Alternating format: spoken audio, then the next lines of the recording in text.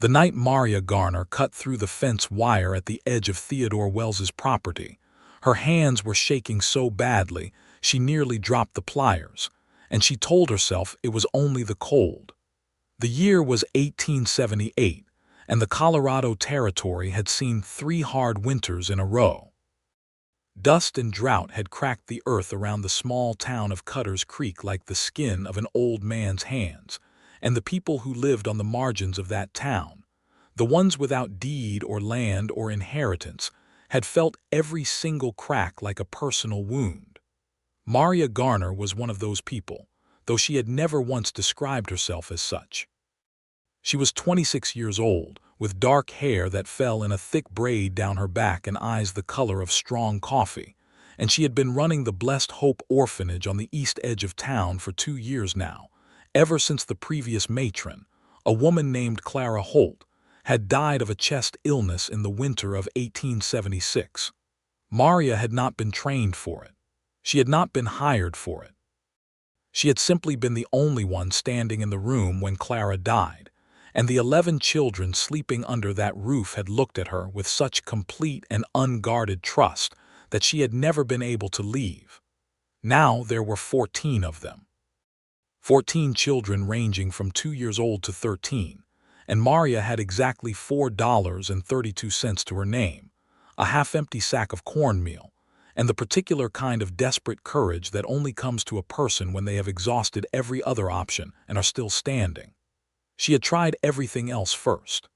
She had stood in front of Alderman Beaumont and laid her case out plainly and watched him nod with great apparent sympathy and then do absolutely nothing. She had written letters to the territorial office in Denver. She had baked pies and sold them at the Saturday market, and she had mended trousers and shirts for 2 bits apiece, and she had asked with real humility and no pride at all, at every ranch and farm within 5 miles whether there was any spare work she could do. She had gotten 2 days of kitchen work from Martha Graves over at the Graves homestead, and a bushel of winter squash from old Pete Darrow, and very little else. And still the children were hungry.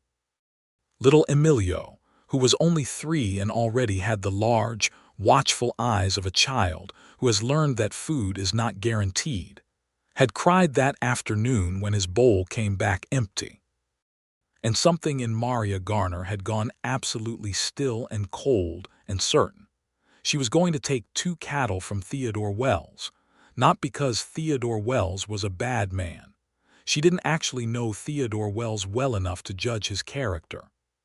She knew that he was 32 years old and that he had come to Cutter's Creek from somewhere in Texas, about 4 years ago, with enough money to buy the largest working ranch in the county, a spread called the Double W that covered nearly 2,000 acres of good grazing land along the Cutter Creek River bend. She knew that he employed 14 ranch hands and that he ran somewhere north of 400 head of cattle, which meant that 2 cattle would be less than 0.5% of his herd.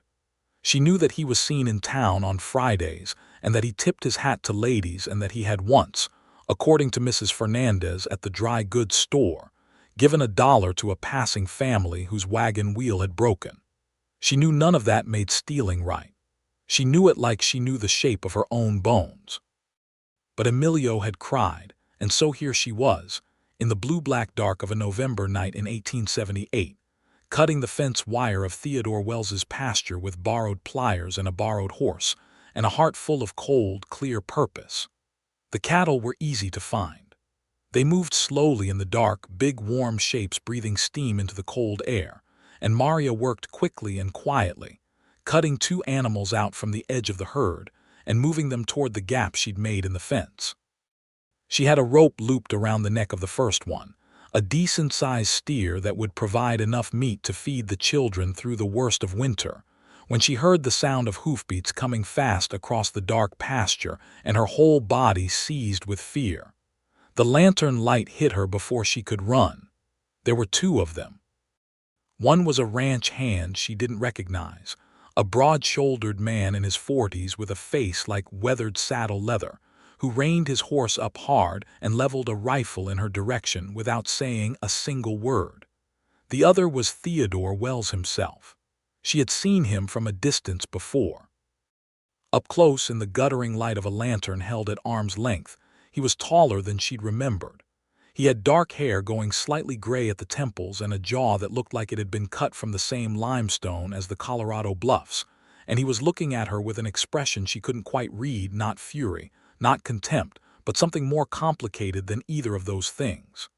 "Evening," he said, which was not what she'd expected. "Evening," she said back, because what else was there to say? "That's my cattle," he said. "I know. You know." He repeated it not like a question but like he was testing the weight of it.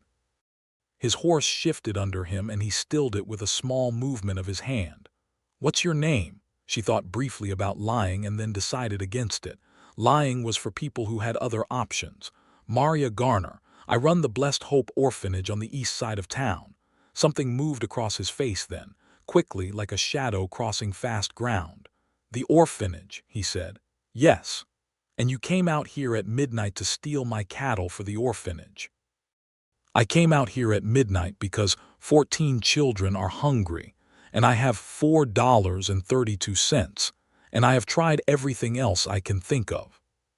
She said it plainly, without apology, though her voice was not quite steady. "I'm not asking you to excuse it. I know it's wrong, but that's the reason." Theodore Wells was quiet for a long moment. He looked at her. He looked at the cattle. He looked at the gap in his fence. The ranch hand behind him hadn't lowered the rifle. "Jake," Theodore said finally, "go get the sheriff." Her heart hit the bottom of her chest like a stone dropped into a well. Jake rode out, and Theodore dismounted. And for a long moment he and Maria Garner stood in the cold, dark pasture of the Double W Ranch, 12 feet apart, with 2 stolen cattle between them, and neither of them said anything at all. The sheriff arrived in less time than Maria would have liked. His name was Burl Crenshaw, and he was a square-jawed man of 50 who had the kind of permanent squint that came from 20 years of looking into the Colorado sun. He took down the details with a flat efficiency that Maria found, oddly, almost respectful.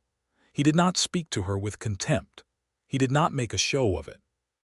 He simply wrote down what had happened, confirmed with Theodore Wells that the man wished to press charges for cattle theft, and then he put Maria on the back of his horse and rode her into town to the jail, which was a single-room building of rough-cut pine that smelled of tobacco and damp wood. He locked her in and he was not unkind about it. "You'll have a hearing before Judge Alcott in the morning," he said. 9 o'clock. "The children," Maria said. It was the only thing she could think about. "There are 14 children at the Blessed Hope. They don't have anyone else right now." Crenshaw looked at her for a moment with those sun-squinted eyes. "I'll send my wife over to check on them," he said. "That's all I can do." She thanked him. She sat down on the cot in the single cell, and she put her hands in her lap and she looked at them. These hands that had done the wrong thing for the right reason. And she didn't cry because she had discovered years ago that crying only used up energy she couldn't spare. She thought instead. She thought about what would happen at 9 o'clock, and she thought about the judge, who she had met twice and who seemed like a man of thoroughgoing fairness. And she thought about Theodore Wells and that expression on his face that she still couldn't quite name. And then she thought about Emilio's empty bowl, and she set her jaw and decided that whatever came next, she had made the only choice she could have made. Theodore Wells, meanwhile, was not sleeping. He rode back to the main house of the Double W with Jake beside him, and he dismissed Jake at the barn with a quiet word, and then he stood alone in the barn for a long time with his horse, running a brush along the animal's flank without really thinking about what he was doing. The night pressed in around the old barn walls. A barn owl called from somewhere in the rafters above. He kept seeing her face. Maria Garner, standing in the lantern light with one hand still on the rope that held his stolen cattle, and looking at him with those dark, direct eyes and saying, without flinching, that she knew it was wrong and telling him exactly why she'd done it anyway. He had grown up hard. He understood better than most people might assume what it felt like to be standing at the edge of someone else's plenty, with nothing in your pockets and hungry people counting on you. His own mother had made choices that proper society would have called desperate, and that he had always called, privately, brave. He did not speak of this to anyone.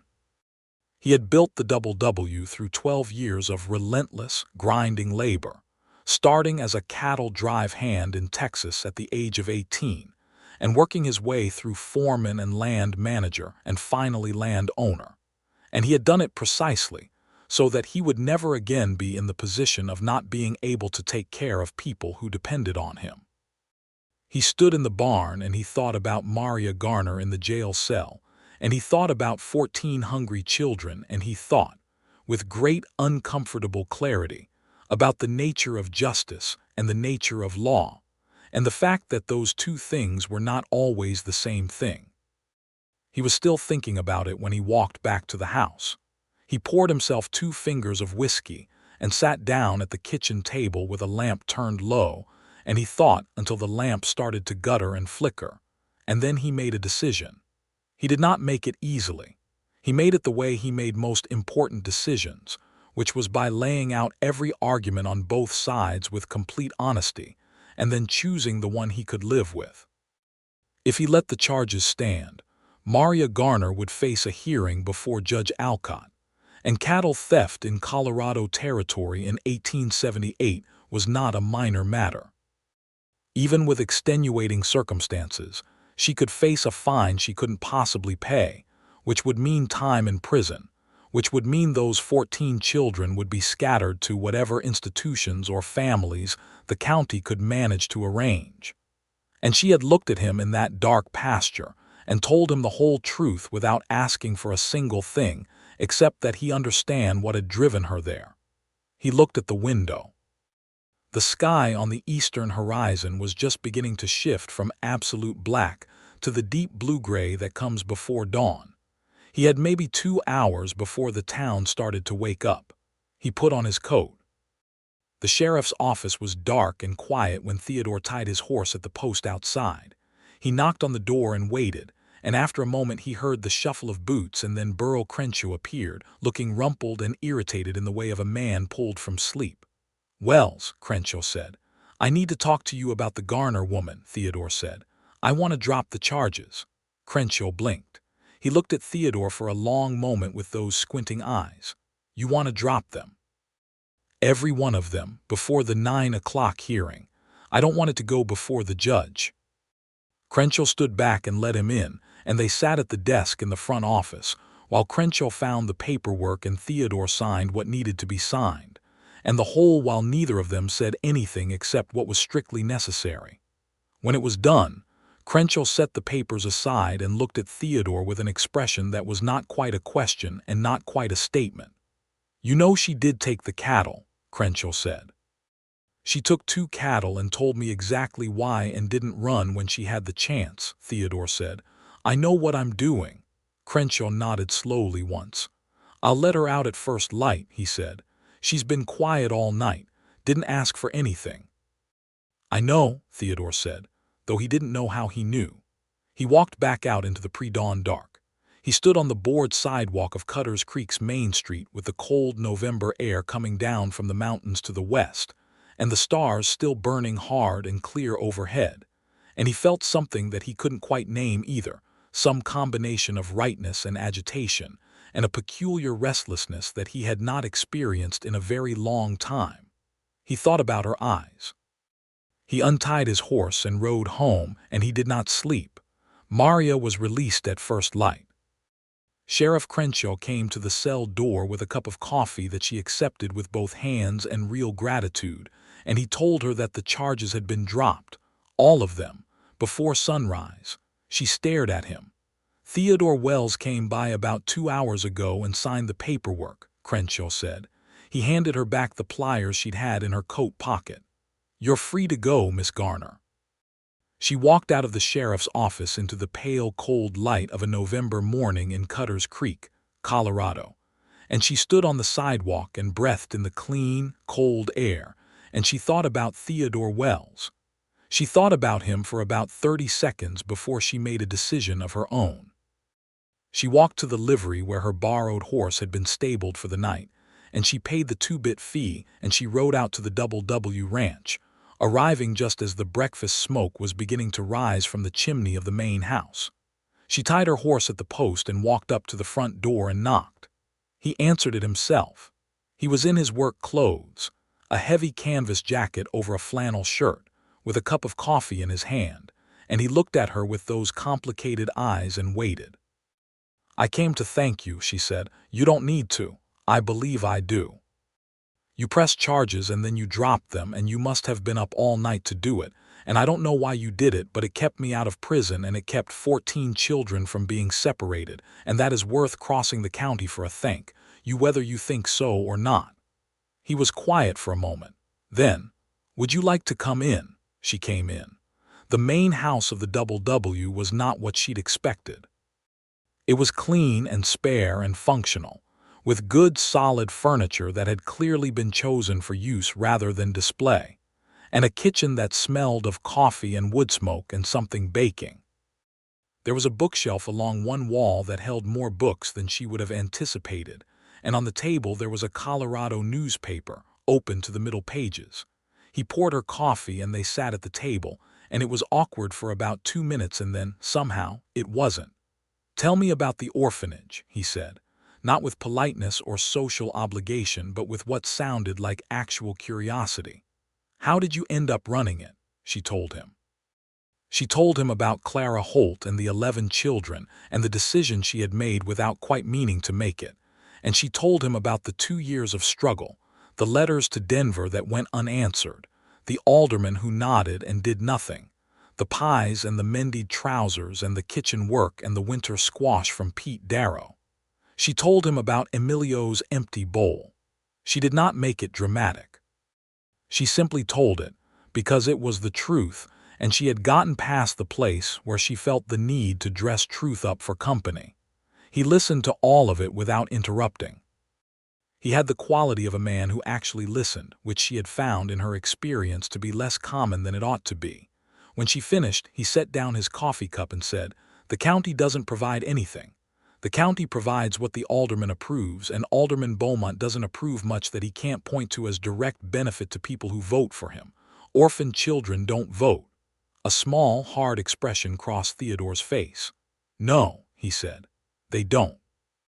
"So we manage," she said. "We have always managed. Until recently we managed better." She paused. "I am sorry about the cattle and the fence. I will pay for the fence even if it takes time." "Fence is already mended," he said. "Jake did it at first light. Still, Miss Garner." He looked at her with a directness that matched her own, and it startled her slightly because very few people looked at her that way. Most people, she had found, tended to look slightly past her. "I grew up hungry. I know what that feels like, and I know what it feels like to be the one responsible for people who are hungry and to have no good options in front of you. You did what you did because you had to. I dropped the charges because," he stopped. He looked at his coffee cup for a moment. "Because it was the right thing to do." She studied him. The morning light was coming through the kitchen window now, pale and clear, and it caught the gray in his hair and the lines around his eyes that spoke of years of working outdoors, and she thought that this was a man who had built himself from scratch, the same way she had been building herself from scratch for the past 2 years, and that this was something she recognized in him the way you recognize a particular kind of weather on the horizon. "I should get back," she said. "The children will be wanting breakfast, and I left Mrs. Crenshaw with them last night." "Of course." He stood when she stood, which she noticed. "Miss Garner, I'd like to send some supplies over to the orphanage." "If you'll allow it." She stiffened slightly. Not out of pride exactly, but out of long habit. "Mr. Wells, I don't—" "Not charity," he said quickly. "Call it a business arrangement. I have more beef than I can move before spring, with the trail drive being pushed to April. I have grain sitting in 3 barns that needs to be used. You have 14 children who need to eat. That's a practical arrangement, not charity. You can settle it however you see fit when the county comes through with what they owe you." She looked at him for a long moment. She was trying to find the angle, the way she always looked for the angle when someone offered help, because in her experience there was always an angle. She could not find one. His face was open and steady and, as far as she could tell, entirely honest. "All right," she said. "A business arrangement." The corner of his mouth moved. It wasn't quite a smile, but it was the closest thing to one she'd seen from him yet. "I'll have Jake bring a wagon over this afternoon." She thanked him again, and she rode back to town, and she did not notice until she was halfway down the main road that she was smiling herself. And she stopped doing it immediately on the grounds that she was a practical woman with 14 children to feed, and no time for smiling at the road for no particular reason. Jake arrived that afternoon with a wagon loaded with more than she'd asked for and more than she'd expected. There was a quarter of a beef, already butchered and wrapped. There were 2 sacks of cornmeal and 1 of flour. There were dried beans and a crock of lard and 4 jars of preserved peaches and a wheel of hard cheese. There was also, wedged in between the flour sacks, a small crate of penny candy that had not been part of any business arrangement, and that made Maria stand in the orphanage yard and feel something sharp and bright move through her chest that she was careful not to examine too closely. The children descended on the wagon like a small, joyful flood. Emilio, who was 3 and did not fully understand supply chains or business arrangements, clutched a piece of peppermint candy to his chest with both hands and looked at it with an expression of pure reverence that Maria thought she might remember for the rest of her life. She wrote Theodore Wells a careful letter that evening at the kitchen table by lamplight, with 12 children asleep above her and 2 older ones, 13-year-old Rose and 12-year-old Thomas, sitting nearby doing their lessons. She kept the letter businesslike and precise, acknowledging the goods received and outlining her intent to repay as the county funds allowed. She read it back to herself and decided it was appropriately formal and sent it out with the morning mail. He wrote back within the week. His letter was also businesslike, confirming the informal arrangement and noting that he would send another wagon before Christmas. And then at the bottom, beneath the formal close, there was a single additional line in the same clean handwriting. "I hope the children are well, and that Emilio has recovered from hunger. I once had a dog named Emilio." She read that last line 3 times. Then she folded the letter and put it in the top drawer of her desk and told herself she was being ridiculous. The second wagon came 2 weeks before Christmas, and this time Theodore Wells came with it. He arrived mid-morning, riding alongside Jake's wagon, and dismounted in the orphanage yard with the easy movement of a man who had spent most of his life on horseback. He was wearing a better coat than the one she'd seen at the kitchen table, dark wool with a sheepskin collar, and he had his hat in his hand as he came through the gate, which was the kind of small courtesy that Maria noticed and did not dismiss. "I thought I'd make sure the delivery arrived correctly," he said, which they both understood was not the actual reason. "Of course," she said. "Would you like to come inside?" She gave him the tour, such as it was. The Blessed Hope Orphanage was a 2-story wooden building that had been a boarding house in its previous life, with 6 bedrooms upstairs, a large kitchen, a common room, and a small front parlor that Maria used as an office. It was clean and it was warm. She had scraped together enough for good firewood, and she watched Theodore Wells take it in with quiet attention, noting the careful repairs to the walls, the patched curtains, the books stacked on every available surface. "You run this by yourself," he said. "I have help from a woman named Dolores Santos 3 mornings a week. She comes in to help with the younger children, and the older ones, Rose, Thomas, and 14-year-old Samuel, they all carry their share." "What about the county? What about them?" He looked at her with that direct gaze. "Have you spoken to anyone above Beaumont, the territorial representative?" "I have written letters." "Letters get lost," he said. "People don't." She tilted her head slightly. "Are you suggesting you might speak to someone?" "I know Henry Calder," Theodore said. "The territorial representative for this district. We've done business. He's a reasonable man when he's addressed directly." Maria was quiet for a moment. She was accustomed to the complicated arithmetic of accepting help, the calculus of what you owed and what you gave up and who controlled what afterward. She had been burned before by help that came with ownership attached, But Theodore Wells was not looking at her with ownership in his eyes. He was looking at her with the expression of a man who has identified a problem and wants to solve it, and who has the means to do so, and who finds the idea of not doing so unacceptable. "I would appreciate that," she said carefully, "if it's not too much trouble." "It's not trouble," he said, then, as if he needed to move away from the weight of the conversation. "Where's Emilio?" She laughed before she could stop herself. It was a real laugh, catching her off guard. "He's in the kitchen with Dolores. He's helping make corn cakes, which mostly means he's eating the batter." Something happened in Theodore Wells's face when she laughed. Something loosened. He looked younger and more open, and she caught it and looked quickly away because she had promised herself she was not examining things too closely.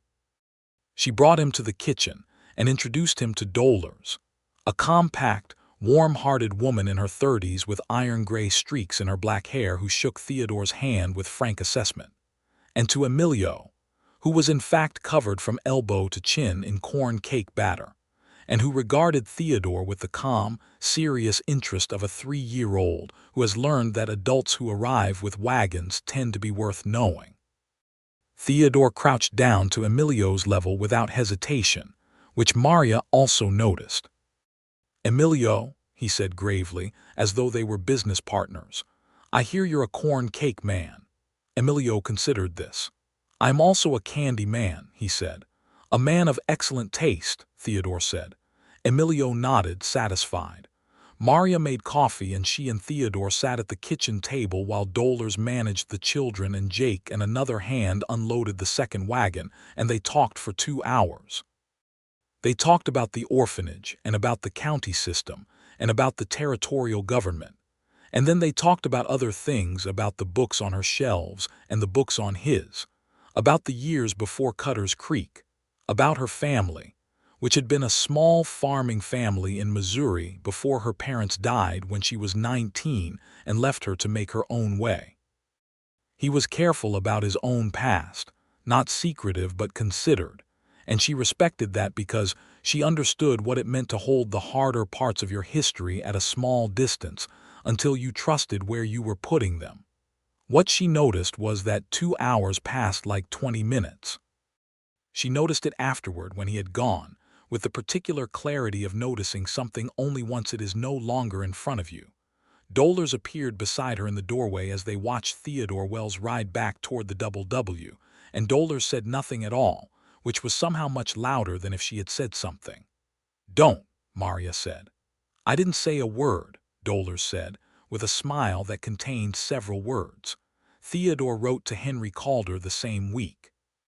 He had known Henry for 3 years, since a land dispute that had required territorial intervention, and he had spent some political capital building that relationship precisely because he had understood, even then, that he was the kind of man who would eventually need to call on a favor for something that mattered. He had not imagined it would be for this particular purpose, but he found that he didn't mind. He wrote the letter carefully, laying out the situation of the Blessed Hope Orphanage with the same clear practicality he brought to his business correspondence. And when he was done with the facts, he added a paragraph about Maria Garner that was more personal than his typical correspondence.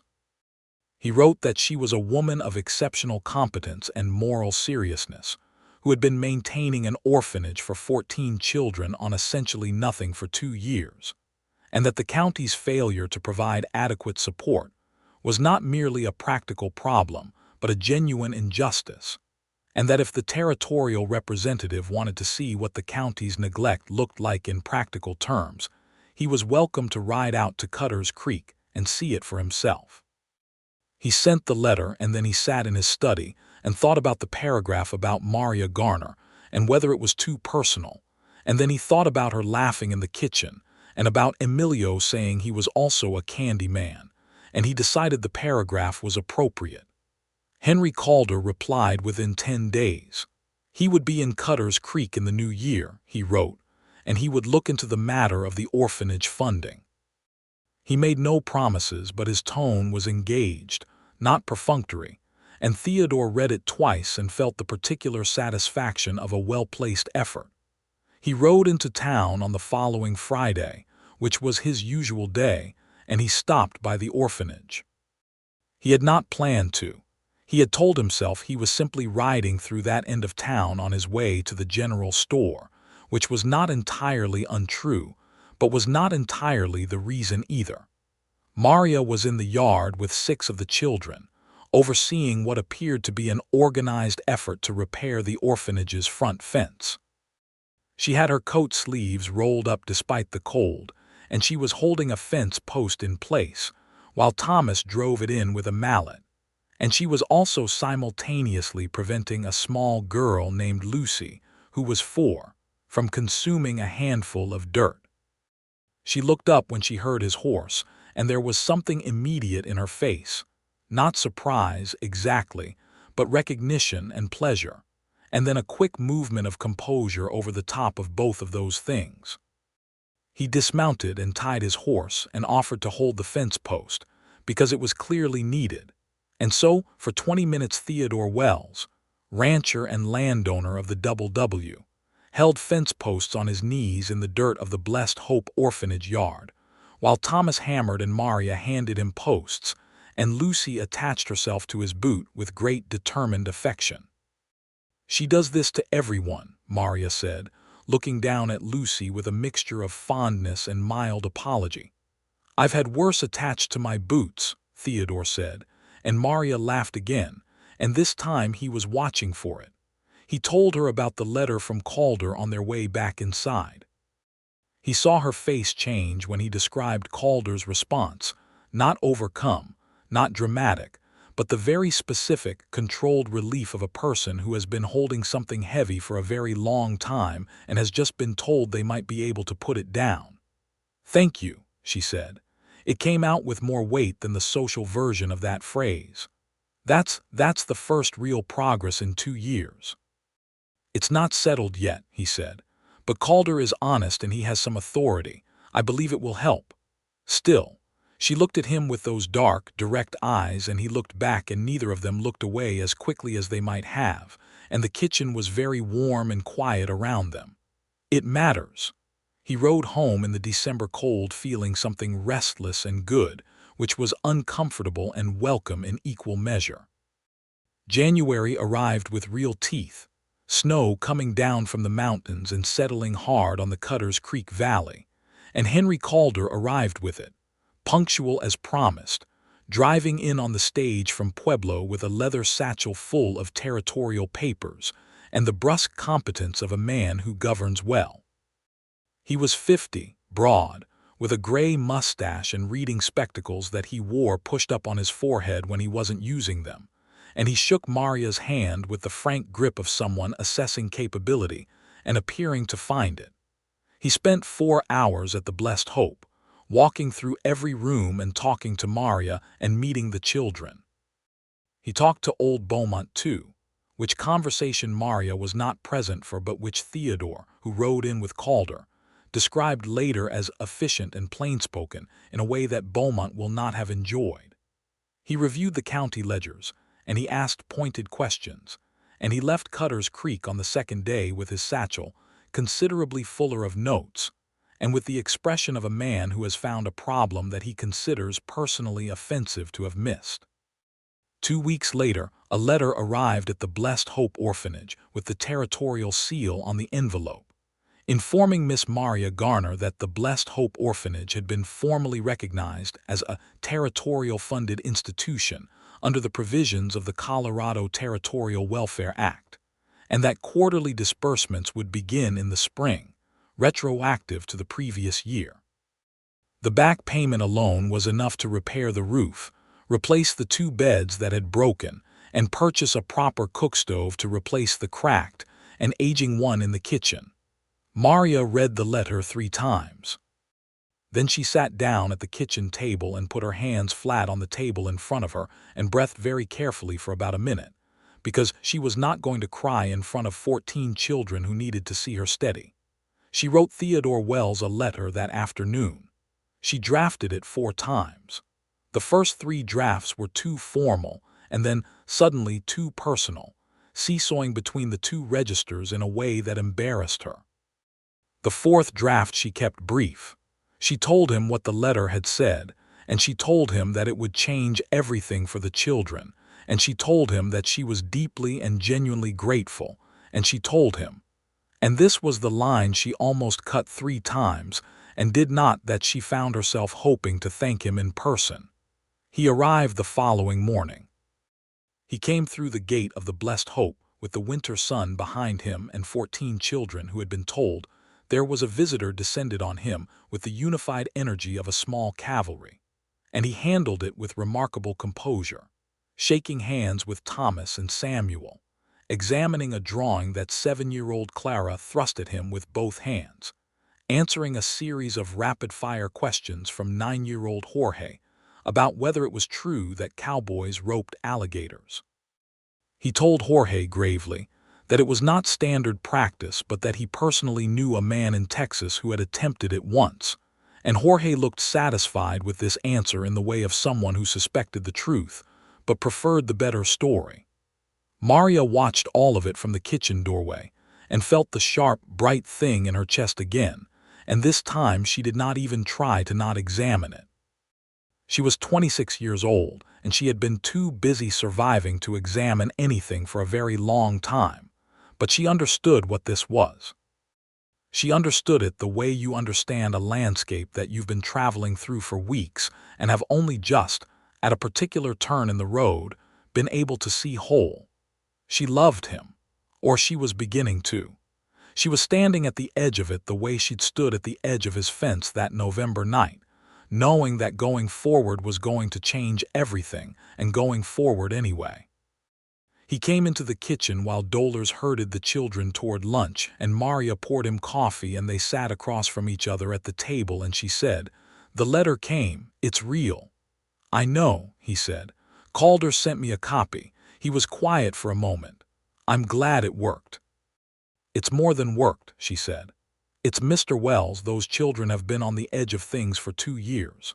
This is the first time in 2 years that I know for certain they'll still be here in a year, that they won't be scattered, that I won't have to." She stopped. He was watching her with that open, careful attention he had, and she realized she was closer to the edge of something than she'd intended to get, and she was embarrassed about it. "I'm sorry," she said. Don't apologize," he said quietly. She looked up. He was looking at her with the most unguarded expression she had seen from him yet. He was not hiding behind his usual careful composure, and his eyes were very dark in the winter morning light from the window, and he said, "I know what it costs to hold things together when you're not sure if they'll hold. I know what it feels like when the weight is going to break you, and you won't let it because you can't. You don't need to apologize for being human about it." The kitchen was very quiet. Outside she could hear the children's voices and Dolores calling someone's name in Spanish, and the wind against the windows and nothing else. "Theodore," she said, and it was the first time she had used his given name, and she saw him notice it. "Maria," he said. It was the whole conversation, and both of them knew it. He came back on the following Friday and the one after that, and by February it was understood, by Maria and by Dolores and by Crenshaw's wife, who was something of a town telegraph, that Theodore Wells spent his Friday mornings at the Blessed Hope Orphanage, and by March it was understood by most of Cutter's Creek. They had long conversations at the kitchen table about everything that could be talked about: books and weather and politics and cattle and history, and the children's progress, and what Emilio had said that week that was either very wise or entirely nonsensical, the line between those two things being remarkably thin at age 3. They had short conversations in the yard or on the front steps when he was needed back at the W, conversations cut short by practical necessity, and then continued the following Friday, picked up mid-thread as though no time had passed at all. In March, he brought her a book. He left it on the table when he came in, without ceremony, and said he thought she might like it, and when she picked it up she found it was a novel she had mentioned in passing 6 weeks earlier, during a conversation about what she used to read before managing an orphanage had consumed the majority of her mental life. The fact that he had remembered that and had found the book, which meant ordering it from the bookseller in Denver, because Cutter's Creek didn't have a bookseller, was the kind of small, precise attention that bypasses all your careful defenses and lands directly in the middle of you. She held the book and looked at him, and he looked back, and she said, "You remembered that." "I remember most of what you tell me," he said, and there was nothing complicated about it. She sat with that for the rest of the day. In April, he asked her to ride out with him to look at the river bend where the Double W's pasture met the creek bank, which he said he was considering for a new section of the herd now that spring grass was coming in. She said she would come on a Sunday, when Dollars could manage the children for the morning. And on that Sunday, she rode out on the same horse she'd borrowed the night of the cattle theft, and she met Theodore at the property gate, and they rode together along the creek bank in the warm April morning for 2 hours, talking and not talking, with the cottonwood trees coming into leaf along the water and the first meadowlarks of spring calling from the grass. She knew the meadowlark's song. She told him she had learned to recognize it as a child in Missouri, that her father had loved birds, and that he used to name them all to her on their morning walks. And she saw Theodore listen with the same quality of attention he brought to everything she told him, the attention of a person who is filing things away not just in their mind but somewhere more essential. They stopped their horses at the top of the creek bank and looked out over the wide bend of Cutter Creek, which was running high and fast with snowmelt and flashing in the April sun. And he said, without looking at her, "I want to ask you something, and I want you to know that I am asking with all the sincerity I have." She turned her head to look at him. He turned to look at her. "I know your life is full and complicated and that the children are your first obligation, and I am not asking you to change any of that," he said. "But I have spent the last 5 months finding every reasonable excuse to come to the Blessed Hope on Fridays, and I think you know why. And I think—" He paused, and the smallest muscle in his jaw shifted, which was the closest he came to showing nerves. "I think you might feel the same way, and I would rather ask you plainly and be corrected than not ask and always wonder." The creek ran fast and bright below them. A meadowlark called from somewhere in the cottonwood trees. The spring sky was enormously blue. "You are not going to be corrected," Maria said. He looked at her for a long moment, long enough that the color came up in her face, which annoyed her because she was not a woman who blushed easily. "Then I'd like to court you properly," he said. "With your permission." "You have my permission," she said. "Though for the record, Theodore, you have been courting me since the day you came to the orphanage in December with Jake's wagon and brought candy for 14 children when I had not asked you to bring candy." He looked away briefly, in the direction of the creek, and she was almost certain that he was suppressing a smile. "That was a business arrangement," he said. "The candy was not a business arrangement," she said. He looked back at her, and this time he was not suppressing anything. He was smiling, fully and openly in the April light along the creek bank, and it transformed his face in a way that did something significant to her cardiovascular system. "No," he agreed. "The candy was not." They rode back to the orphanage together, and at the gate he helped her down from her horse, which was a normal thing for a man to do, and their hands were in contact for perhaps 4 seconds longer than strictly required, and she walked through the gate, and he rode back to the Double W, and she went directly into the kitchen, and Dollars took one look at her face and said, "I see the morning was productive." "We discussed cattle grazing patterns," Maria said with great dignity. "Of course you did," said Dollars. "Things move the way things move when two people who have both been waiting for something for a long time finally stop waiting." There was a precision to it, a quality of attention, that Maria found different from anything she had experienced before. Theodore came on Fridays and stayed to supper twice in the next month, and both times the children absorbed him with the frank ease of young people who are accustomed to making assessments quickly and acting on them. Thomas challenged him to checkers and was beaten, and took it with good grace. Samuel asked him detailed questions about cattle brands, and received equally detailed answers that she could see Samuel cataloging with great interest. Rose, the oldest at 13 and the most perceptive, watched Theodore with the level assessment of an old soul in a young body, and eventually, in the middle of May, pronounced him all right to Maria in a tone that made clear this was high praise. He took Maria to supper at Cutter's Creek's only decent restaurant, the Platt House, on a Friday evening in May, and they sat across from each other in the low lamplight and ate the best the Platt House could offer, which was a decent beef roast and apple pie, and they talked for 3 hours. The restaurant emptied around them, and the proprietor, a polite man named Henderson, began making the small sounds of a man who would like to close for the evening but does not want to be impolite about it. And they finally went out into the warm May night and stood on the sidewalk, and neither of them moved toward their respective horses immediately. "Maria," Theodore said. And then he kissed her, there on the sidewalk of Main Street in Cutter's Creek, Colorado, in the warm spring dark, with the sound of someone's piano coming faintly from the saloon 2 doors down, and it was the most natural thing in the world and the most significant thing that had happened to either of them in a very long time.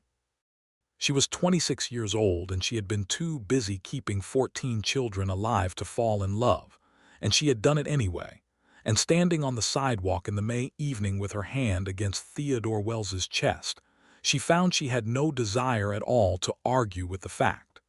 Summer came on fast and warm in Cutter's Creek. The territorial funds came through as promised in early June, the first quarterly disbursement arriving in an envelope with the official seal that Maria brought to the kitchen table and opened with steady hands, and then looked at for a very long time. It was more money than she had managed in a single month in all her 2 years at the orphanage. It meant a new roof. The current one had been leaking above the room where the youngest 4 children slept, a problem she had been managing with strategically placed pots and deep anxiety about the winter. And it meant proper beds for everyone and new boots for the children who had grown out of their last pairs, and a real school curriculum, instead of the improvised one she had been running on whatever books she could collect. She took Emilio with her to the dry goods store on the afternoon she made the first major purchases, because Emilio had become her shadow, and because he had a talent for identifying which peppermint sticks were the largest. He sat in the store wagon on the way home, surrounded by packages, with the satisfied air of a man of property, and Maria looked at him and felt something so warm and full in her chest that it was almost painful. Theodore came by that evening. He had taken to appearing on evenings during the week occasionally, not just Fridays, riding over from the W after the day's work was done, arriving at the orphanage in the long summer dusk to sit on the front steps with Maria and drink whatever was available, usually coffee or the weak tea she kept for the children's supper. It was domestic and easy, and she had stopped trying to keep any kind of interior distance from it because it was already too late for that. He saw the new supplies stacked in the hall, and he looked at her with a question in his eyes, and she showed him the letter and he read it, and she watched something relax in his face that she thought had perhaps been held since November. "Good," he said, just that. But the way he said it contained everything. She was standing very close to him in the hall, both of them looking at the letter, and he folded it and handed it back to her, and then his hand moved to her jaw gently, and she leaned up and kissed him the way you kiss someone when you know they belong to you and you are no longer pretending otherwise. And he kissed her back with his hand warm on her face, and neither of them moved apart for a considerable time. "I want to ask you something," he said, when they were standing with their foreheads nearly touching in the lamplit hallway of the Blessed Hope Orphanage with 14 children asleep above them and the warm summer dark outside. "You can ask me anything," she said. "I want to marry you," he said. "I want to do it properly, with a real proposal, and I want to tell you what it means to me before I ask, because I think you deserve to know the whole thing." He moved back just enough to look at her properly. "I have been on my own since I was 18 years old. I have built everything I have from nothing, and I have never once in 14 years wished for company, because I told myself I was built for solitude and I believed it. And then I came out to my north pasture in the middle of November and found you standing there with your hand on my cattle and your pliers in your pocket, and looking at me like you were going to take whatever was coming to you with both hands, and something in me recognized you." He stopped. His eyes were very dark and very steady. "I don't know how else to say it. I recognized you, the way you recognize a place you've never been but have always known. And I have spent every day since then finding reasons to see you, and I am done finding reasons. I want a real one." She was absolutely still for a moment, the way she had been still in the pasture that November night, every part of her gathered and clear. "Theodore Wells," she said, "if you are asking me to marry you, the answer is yes. It was yes before you finished the question." He let out a breath that sounded like it had been held for a long time, and she laughed quietly, and he pulled her close, and she pressed her face against his shoulder, and felt the solid warmth of him and the sureness of the thing, and she thought, this is how good things feel. She had spent so long managing, enduring, surviving, that she had almost forgotten what simply good felt like. They were married on a Saturday morning in September of 1879 in the small white clapboard church of Cutter's Creek, by Reverend James, who had a pleasant habit of keeping ceremonies short and meaningful. The children of the Blessed Hope attended in their best clothes, which Maria had sewn with her own hands over the preceding 3 weeks, and Dolores was Maria's witness, and Jake the ranch hand, who had a gruff and loyal heart under his leather-worn exterior, stood for Theodore. Sheriff Crenshaw and his wife came. Henry Calder sent a letter of congratulation that arrived the week before, and that Theodore read aloud to Maria in the kitchen of the Double W. Because they had been spending time there as well, Maria becoming familiar with the spare, well-ordered rooms of the ranch house and thinking, with a careful heart, about how they might change. When Reverend James pronounced them man and wife in the September morning light, Emilio, who was seated in the front pew between Dolores and Rose, stood up on the pew seat to see better and announced, in a voice that carried to the back of the church, "She kissed him," with the tone of someone confirming an important hypothesis, and the whole church laughed, and Theodore kissed Maria again specifically to confirm Emilio's findings. The question of the orphanage after the wedding required careful thought, and they gave it careful thought together, which Maria found to be one of the most significant things, the together part. The answer they arrived at was this: the Blessed Hope would remain exactly what it was, now additionally supported by the Double W's resources, and would continue under Maria's management. The children would not be moved to the Double W, because the orphanage was their home, and the stability of that home was the most important thing Maria had given them. But Maria would divide her time between the orphanage and the ranch, with Dolores taking a full-time position, which the territorial funding now made possible, so that the children were properly supervised in Maria's absence. The children, it turned out, had a significant opinion about Theodore. When he came to the orphanage in the days after the wedding with the full and official status of a man married to their Maria, they received him with the comprehensive attention of 14 people who have been thinking about this development for some time. Samuel, at 14 now and deeply interested in cattle and ranching, asked if he might visit the Double W to see how a working ranch operated. Theodore said he could come on any Saturday and help with real work, and Samuel's face lit up with an intensity that told Maria he had been waiting for exactly this kind of invitation for years. Thomas asked if Theodore owned any horses that needed training, because he thought he might be a horse trainer when he grew old enough, and Theodore said he had 3 young horses that could use patient work, and that Thomas might start with the gentlest one on Samuel's Saturdays if he wanted. Thomas wanted. Rose, who was 13 and thoughtful, waited until most of the others had dispersed, and then came and sat beside Theodore on the front steps and said, "Maria has been carrying all of this alone for a long time. I just want you to know that we all see that, and that we're glad she doesn't have to anymore." She said it with the gravity of someone who has been old for their age for a long time, and Theodore listened to it with equal gravity and said, "I know, and I intend to make sure she never has to carry it alone again." Rose nodded. The matter was settled. She went inside to help Dolores with supper. Maria heard about this exchange from Dolores, who had been right inside the kitchen window, and she sat with it for a long time in the private chambers of her heart, where she kept the things that were too full to say. The first winter of their marriage was the warmest Maria could remember, by which she meant not the weather, which was as cold as ever, but everything that lived inside that cold. The orphanage was repaired and properly heated and staffed. The children were well fed and clothed, and Rose and Thomas and Samuel all showed the particular kind of unfurling that happens to young people when they are finally, genuinely secure.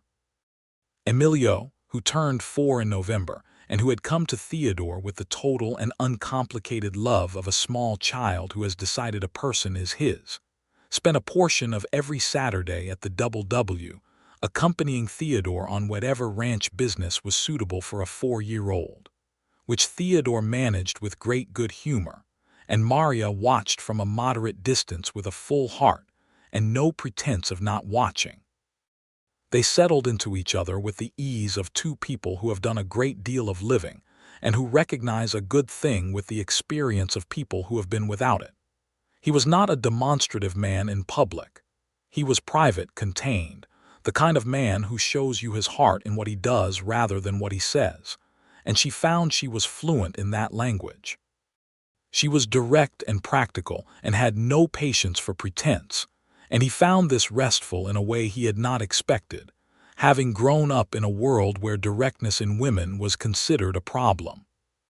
He made the W kitchen feel like hers within a month, in that indefinable way that happens when two personalities start to fill the same spaces, and she made the orphanage feel, in a new way, like a place that was supported from outside rather than bracing itself against everything outside. Spring came again, and with spring came the news that Maria was expecting a child. She told Theodore on a Wednesday evening in March, sitting at the kitchen table of the W with the lamp turned up and the first spring rain running down the window panes outside. She had known for 3 weeks and had spent those 3 weeks conducting a private internal conversation about what she felt, which turned out to be an intricate braid of joy and terror and gratitude, and the particular overwhelm of being given something you had not permitted yourself to want. She told him plainly, because she told him everything plainly, and watched his face go through something that she thought she would describe, if she had to, as coming apart very quietly in the best possible way. He reached across the table and took her hand in both of his, and he didn't say anything for a moment, and then he said, "Maria," and it had the same weight it had carried that morning in the kitchen when they were still only beginning to understand each other, but heavier now, deeper, the way a word changes meaning when you have built an entire life inside it. "I know," she said, because she did. He came around the table and she stood up, and he held her in the lamplight with the rain on the windows, and she pressed her face against his chest and thought about all the ways a life can begin again. She told the children the following Sunday, gathered in the orphanage common room after supper. The reactions ranged from Emilio's immediate and unambiguous excitement. He wanted a brother, he said, because brothers were better, a position he held with total confidence, to Rose's contained, warm smile, to Jorge's practical inquiry about whether babies cried a lot, to Samuel's quiet nod, which meant something large was happening in the part of Samuel where large things happen quietly. "All of you," Maria said, looking around the room at these 14 faces she had been tending for 2 years and would tend for as long as they needed tending, "are this child's family. From the beginning. That is not going to change." Nobody said anything for a moment. Then Thomas, who was not generally expressive, said, "Good," with the finality of someone closing a discussion that needed no further discussion. The summer of 1880 was a generous one in the Cutter Creek Valley. Good rain in the spring had brought the grass in tall and thick on the W's pastures, and the herd was up, and the cattle drive in July went well, the hands returning from Pueblo in good spirits with money in their pockets. Maria managed the last months of her pregnancy with the same practical efficiency she brought to everything, refusing to treat it as an occasion for helplessness.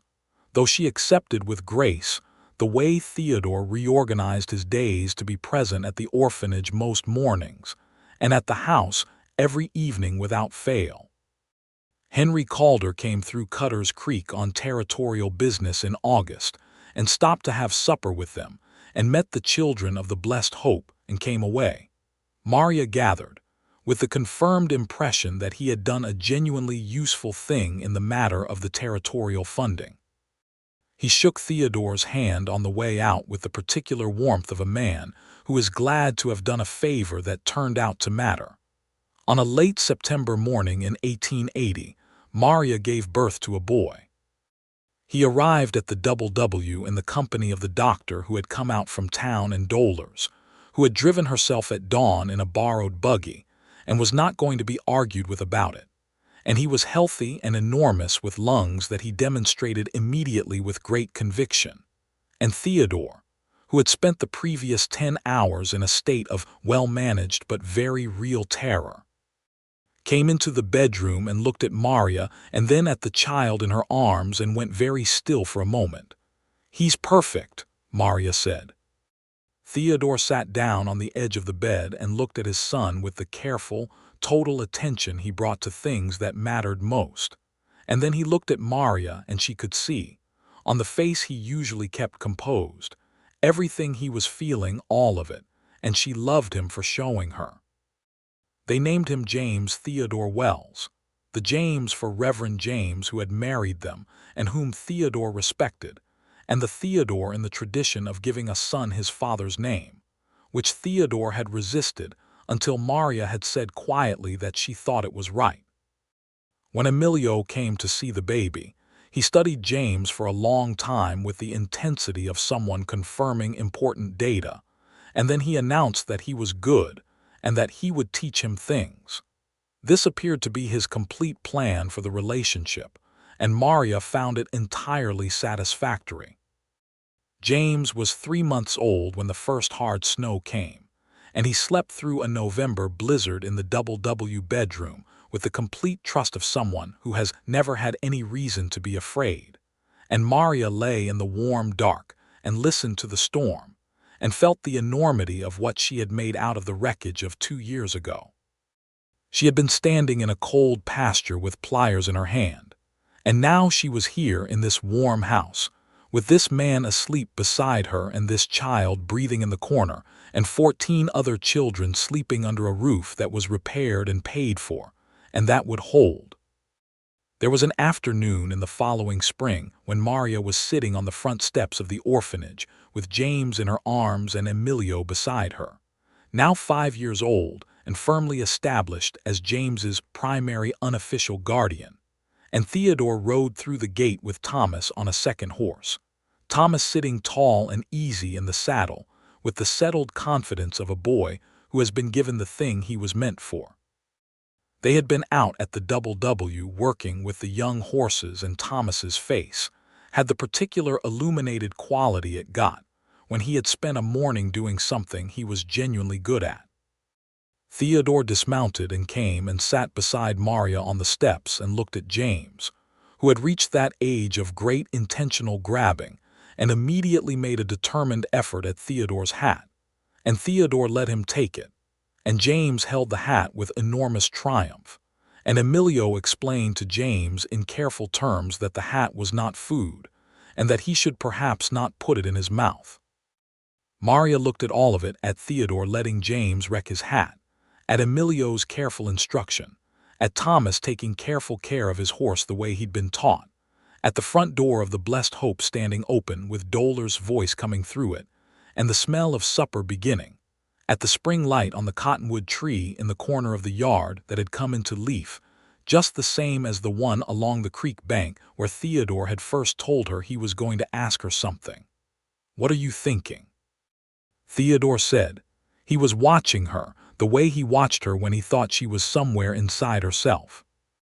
"I am thinking," she said, "that 2 years ago I stood in a cold pasture in November and cut your fence and thought the best possible outcome of that night was not going to prison." She looked at him. "I was significantly underestimating the possible outcomes." He took her hand. He held it the way he'd held it at the kitchen table the night she told him about James, with both of his, and James reached for their joined hands with enormous purposeful interest. And Emilio helpfully directed James's attention back to the hat. And Maria looked at Theodore and he looked at her, and everything in the world was resolved and warm and exactly where it was supposed to be. The spring of 1881 brought two more developments of note.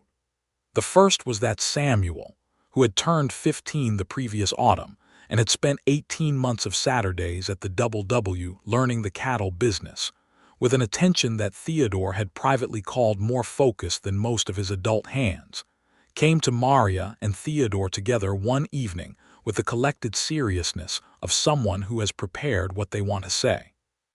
He said that he had been thinking about his future, and that he understood his place at the Blessed Hope was guaranteed as long as he wanted it, and that he was grateful for that, but that he had also been thinking about what came after, and that what he wanted to do was ranch work, and that he wondered.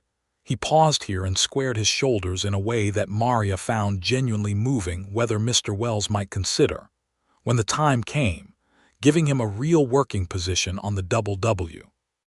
Theodore said, without hesitation, that he had been expecting this question for 6 months, and that the answer was yes, that when Samuel was old enough there was a junior hands position at the W with his name on it, and that in the meantime the Saturdays would continue and the education would continue, and that if Samuel was interested, Theodore would start teaching him the financial management side of the ranch as well as the physical work.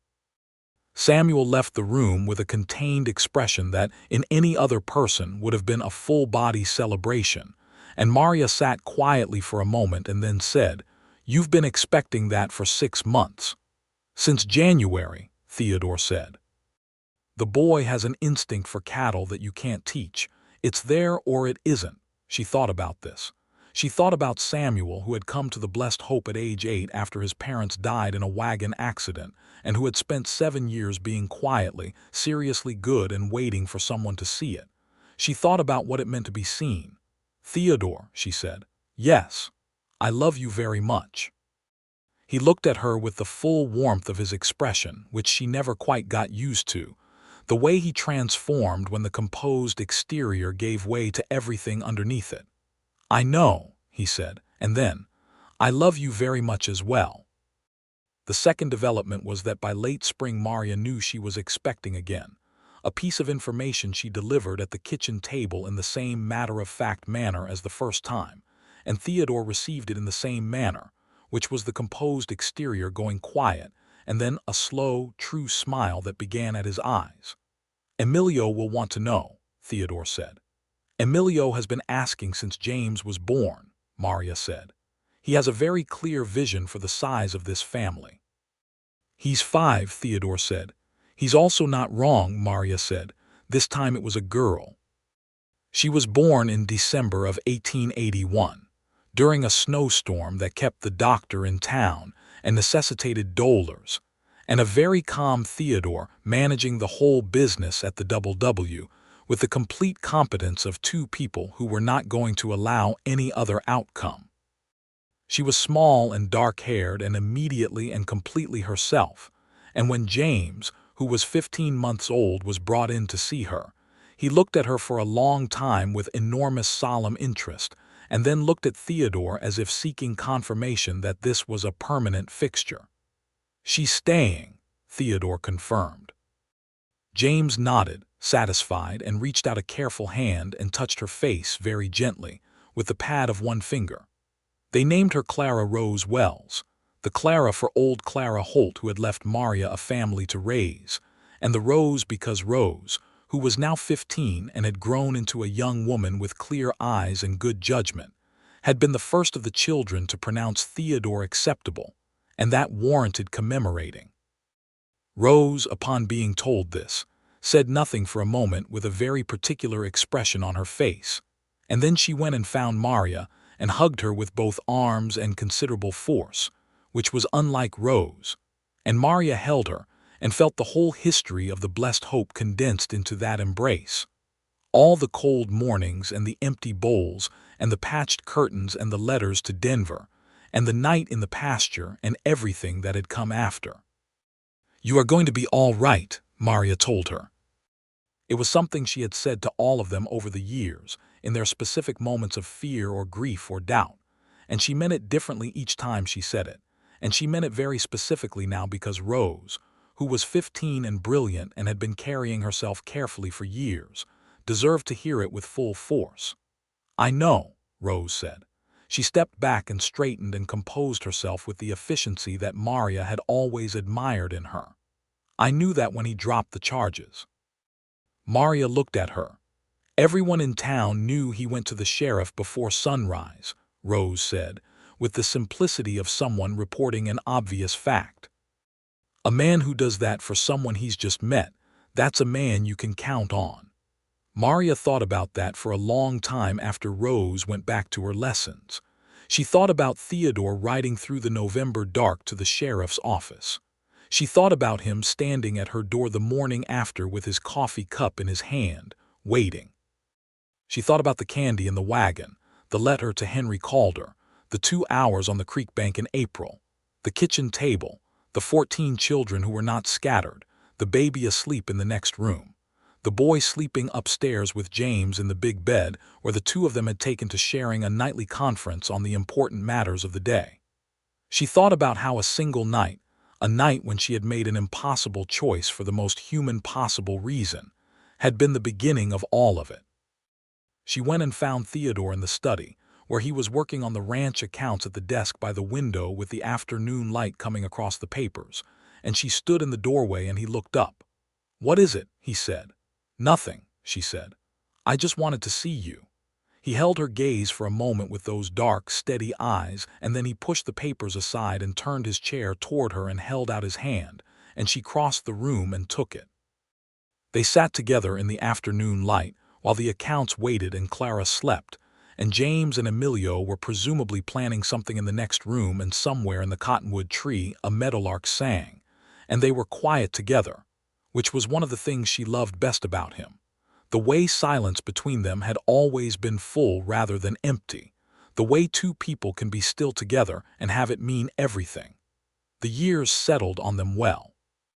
The W grew steadily under Theodore's careful management, and the blessed hope grew steadily under Maria's, and by 1883 the orphanage had been formally expanded into the neighboring building with territorial funding and private donation, and now housed 20 children, with 2 full-time women working alongside dolers.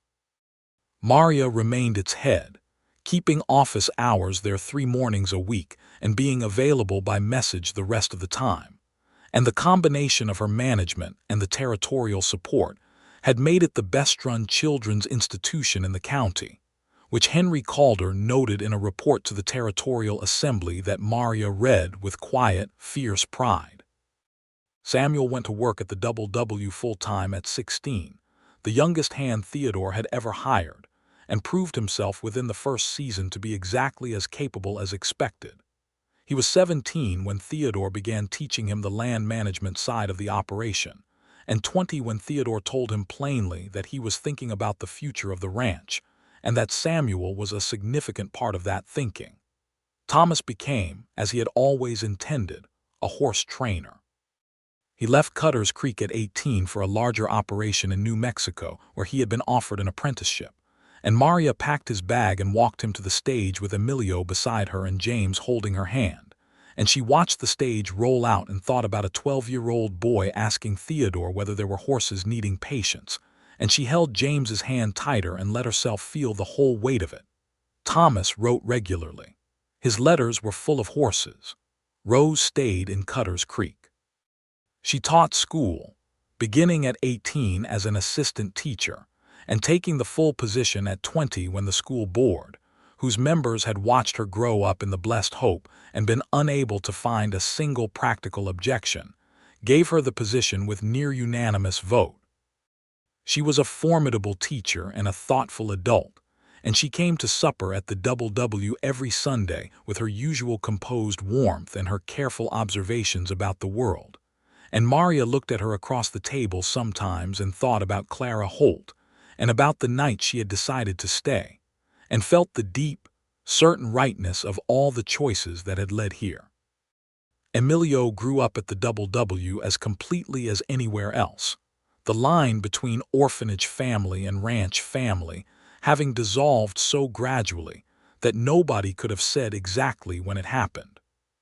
He was a laughing, expansive child who became a laughing, expansive young man, perpetually hungry and perpetually optimistic, who helped with the cattle from the time he was old enough to help, and who spent half his days following Theodore around with the loyalty of that old dog Theodore had named him for. When he was 11, he asked Theodore, with the directness of someone who has thought carefully about how to say a thing, whether he could call him something other than Mr. Wells. Theodore said he could call him whatever felt right. Emilio considered this. "Papa Theodore," he said finally, "that feels right." There was a beat of quiet. Theodore looked at him with those dark eyes and said, "That feels right to me too." Maria was in the kitchen and heard none of this directly, but Dolores told her everything, and she sat with it in the private room of her heart where she kept the things that were too full to say, and added it to the collection there, and it was one of the finest things in the collection. James was 7 when he announced that he was going to be a rancher. This announcement had the character of a decree rather than an aspiration, delivered at the supper table with the full confidence of someone who has already resolved the matter internally and is now merely informing the relevant parties. Theodore received it with appropriate gravity, told him that being a rancher meant early mornings and hard work and patience and responsibility, and James said he knew that, and Theodore said all right then, and that was that. Clara, who was 6 at the time and had been listening to this exchange with great attention, announced that she was going to be a doctor. The table went quiet in the particular way of a table receiving unexpected information. Maria, who had learned to navigate these moments, said that was an excellent and important thing to be. Theodore, who had also learned, agreed.